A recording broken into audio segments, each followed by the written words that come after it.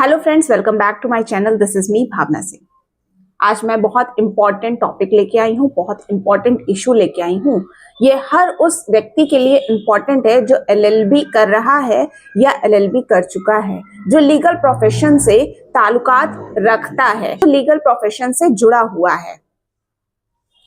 क्या कोई व्यक्ति जिसके अगेंस्ट एफआईआर या क्रिमिनल केस दर्ज हुआ है तो उसको लीगल प्रोफेशन में एंट्री से बैन किया जा सकता है? क्या ये उसके फंडामेंटल राइट्स का वायलेशन नहीं होगा? इसी टॉपिक के ऊपर हम आपको कुछ इंफॉर्मेशन प्रोवाइड करने वाले हैं कि अगर किसी के अगेंस्ट एफआईआर दर्ज हो गई है, क्रिमिनल केस दर्ज हो गया है, तो उसको लीगल प्रोफेशन में एंटर करने से क्या रोका जा सकता है? अगर उसका गिल्ट प्रूव नहीं हुआ है, वो कन्विक्टेड नहीं हुआ है, वो अक्यूज्ड नहीं है, अभी उसका आरोप सिद्ध नहीं हुआ है, तो क्या उसको एडवोकेट बनने से या उसका एनरोलमेंट रोका जा सकता है?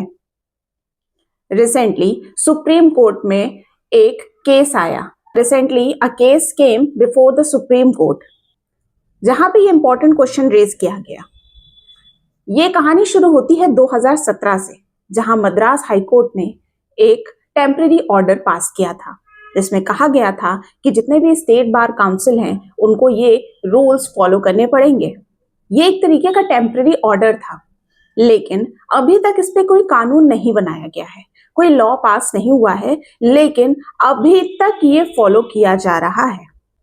ऑर्डर के हिसाब से जो सीरियस ऑफेंसेस, क्रिमिनल केसेस या किसी के अगेंस्ट क्रिमिनल ऑफेंस एफआईआर दर्ज हुआ है तो उस व्यक्ति को एनरोल नहीं किया जाएगा एज एन एडवोकेट। लेकिन क्या गलती है उस इंसान की? हो सकता है कि किसी ने फॉल्स केस कर दिया हो, क्योंकि फॉल्स केस बहुत ज्यादा प्रचलन में है। किसी को परेशान करने की मानसिकता से, किसी से रिवेंज लेने की मानसिकता से अगर किसी ने फॉल्स केस कर दिया है तो इसमें उसकी क्या गलती है? जब तक वो निर्दोष साबित होगा तब तक तो उसकी लाइफ निकल चुकी होगी, क्योंकि कोर्ट में लग जाते हैं सालों। पता नहीं कब केस की फाइनल हियरिंग होगी और केस डिस्पोज ऑफ होगा। केस और केवल बेलेबल ऑफेंसेस या जिन ऑफेंसेस की सजा 3 साल है उनको एनरोल किया जा सकता है। Case filed by KR. Sudarshan, जो कि ओरिजिनली चार्टर्ड अकाउंटेंट थे। बाद में उन्होंने एलएलबी की डिग्री ली, लॉ किया, क्योंकि वो फर्दर स्टडी करना चाहते थे और फाइनेंस से रिलेटेड लॉ के बारे में इंफॉर्मेशन जानना चाहते थे, इसलिए उन्होंने अपनी लॉ की पढ़ाई पूरी करी। जैसे ही वो एनरोलमेंट कराने जाते हैं तो उनसे पूछा जाता है, जैसे कि आप लोग जानते हैं कि एक फॉर्म दिया जाता है, उसको फिलअप करना पड़ता है, तो उसमें लिखा होता है कि क्या आपने कोई ऑफेंस कमिट किया है, कोई एफआईआर आपके अगेंस्ट है, कोई क्रिमिनल केस आपके अगेंस्ट दर्ज तो नहीं है। ये डिस्क्लोज करते ही इनका जो एप्लीकेशन फॉर्म था उसे रिजेक्ट कर दिया गया, सिर्फ इस ग्राउंड पे कि एफआईआर है या क्रिमिनल केस है। तो क्या ये उनके फंडामेंटल राइट का वायलेशन नहीं है? ये बिल्कुल फंडामेंटल राइट का वायलेशन है। के.आर. सुदर्शन के फंडामेंटल राइट का वायलेशन हुआ। आर्टिकल 19(1)(g), जो कि ये राइट हमें देता है to practise profession of his और हर चॉइस। सुप्रीम कोर्ट के पास ये बहुत गंभीर मुद्दा जब पहुंचा तो सुप्रीम कोर्ट ने इसने संज्ञान लिया और ये कहा गया कि जब ये टेम्परेरी ऑर्डर था मद्रास हाई कोर्ट का, अभी तक क्यों फॉलो किया जा रहा है?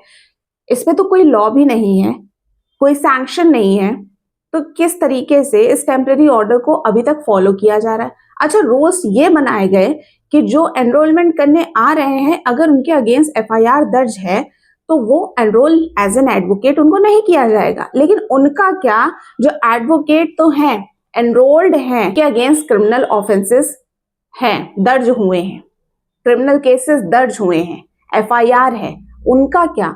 उनके पर्सपेक्टिव में तो कोई ऐसा रूल आया नहीं। क्या ये प्रोफेशनल इंटीग्रिटी का वायलेशन नहीं है?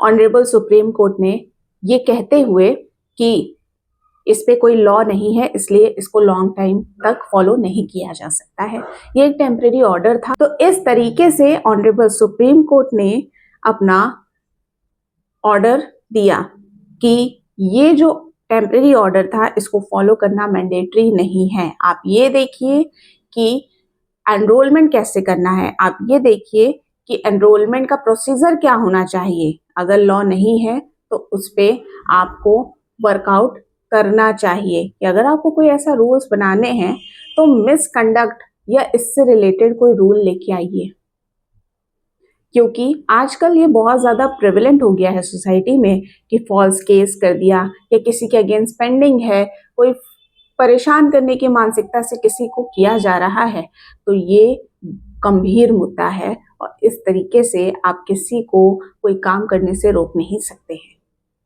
उम्मीद करती हूँ मेरे द्वारा दी गई इन्फॉर्मेशन आपके लिए उपयोगी होगी। अगर आप हमारे चैनल पर नए हैं तो लाइक सब्सक्राइब करना मत भूलिएगा। Thank you for watching.